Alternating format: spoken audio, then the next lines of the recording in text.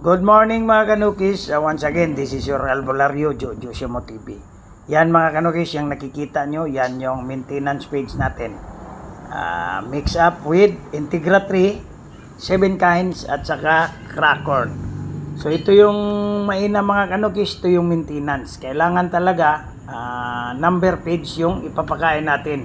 Or number 3 kasi, that is maintenance. Ang number 1 is chick booster, number 2 grower, at saka ito yung maintenance page, this is Integra 3. So Integra BB tayo mga kanukis.